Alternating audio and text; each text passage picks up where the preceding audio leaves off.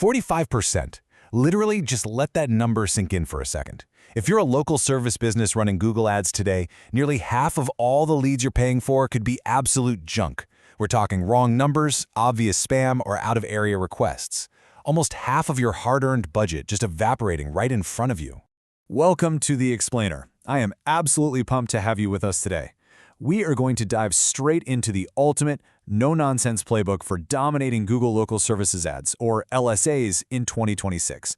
We'll be focusing specifically on how you can actually win in those hyper-competitive, high-income markets, and we're going to use Northern Virginia as our prime battleground. All right, here's our roadmap for today. We're hitting 1. The Nova LSA Gold Rush, 2. Navigating local LSA economics, 3. Setup and strict proximity, 4. Defeating the spam tax, 5. The 1-hour response rule, and 6. Is LSA actually right for you? Let's get right into it. Section 1. The Nova LSA Gold Rush. It really is the ultimate battlefield. Take the Northern Virginia, or Nova, market, for example. We're talking about Fairfax, Loudoun, Arlington, and Prince William counties. You've got median household incomes sitting pretty over $130,000 and home values routinely clearing $700,000. All that affluence drives massive demand for high-ticket home and professional services. But because the rewards are just so huge, contractor adoption of LSAs is completely off the charts. That means you need a razor-sharp strategy if you actually want to see a return on your investment. Moving to Section 2, Navigating Local LSA Economics, or the New Rules of Engagement. So, the whole game has changed in how you get billed. Back in the day with traditional Google search ads, it was a pay-per-click or PPC model. Basically, you're paying every single time someone clicks your link, whether they actually talk to you or not. But Google LSA, it operates on a pay-per-lead model. You are now paying directly for actual conversations, phone calls, text messages, direct booking requests from local people with super high intent. Just look at the hard data on what these leads actually cost in a fierce market like Nova. These are your estimated cost per lead ranges, and wow, legal is incredibly aggressive. They're pushing anywhere from $150 to over $450 a lead because the case values are just so massive. Roofing is sitting between $125 and $250, mainly driven by those high-ticket replacements. And HVAC is hovering between $60 and $180 per lead. So yeah, the upfront cost just to have a conversation is undeniably high. But hey, don't let those upfront numbers freak you out, because here is the metric that actually pays the bills: your cost per paying customer. Recent 2026 data shows us that across home services, the LSA cost per paying customer is a surprisingly efficient $233. Compare that to over $800 for a non-branded traditional search ad. It's wild. Because LSA leads convert into booked appointments at a whopping 43.9%, that scary initial lead cost actually results in much cheaper customer acquisition at the end of the day. All right, Section 3, Setup and Strict Proximity. These are the new rules you got to play by. Remember that old green Google Guaranteed badge? Yeah, completely forget about it. As of late 2025, Google fully retired the guaranteed and screened badges and swapped them out for a single unified blue check mark called the Google Verified badge. And here's the big kicker. The old $2,000 consumer money-back guarantee is completely dead. However, just to get this little blue badge, you still absolutely must jump through hoops and pass Google's rigorous background checks, license verifications, and insurance requirements. Now this is a massive operational shift for 2026. Strict geofencing. Google's algorithm is literally obsessed with physical proximity right now. If a homeowner is sitting in Herndon searching for a plumber, they are going to see an ad for a business physically based in Herndon or Sterling way before they see some company operating down in Woodbridge. You can't just throw a giant pile of money at the platform and expect to beat proximity anymore. You have to optimize your target zip codes tightly around your actual physical service radius.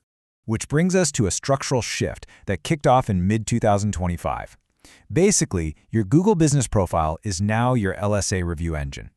Google completely merged the two review systems. So now your business profile rating, your review volume, and how recent those reviews are directly dictate your ad ranking. In 2026, keeping a 4.8-star minimum average is practically the unofficial baseline just to survive and crack those top 3 visible spots. Moving right along to Section 4, Defeating the Spam Tax. This is all about protecting your budget. So, bringing back that scary hook number from the beginning, 45%.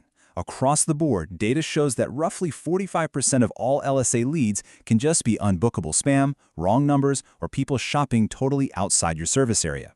If you just let those leads sit in your dashboard, you are essentially paying a 45% tax on your entire ad budget. You absolutely have to fight this proactively to stay profitable. You literally have to know how to get your money back. Back in mid-2024, Google permanently removed the manual dispute button. Now it's a completely automated system. Google's AI will review your charged leads within 72 hours, and yeah, it might auto-credit you, but honestly, the AI misses a lot. To force the system to take a second look, you've got to go into your dashboard, rate the bad lead, very dissatisfied, and punch in a specific reason like spam or geo mismatch, and you've got to do the whole shebang within 30 days, or that charge is locked in forever. Section 5. The 1-hour response rule. In this game, speed is quite literally everything.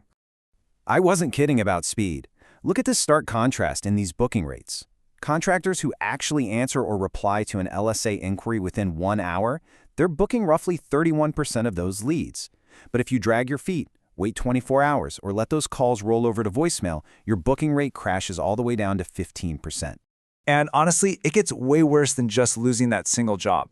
Google's AI is always watching, and it tracks your response times right down to the minute.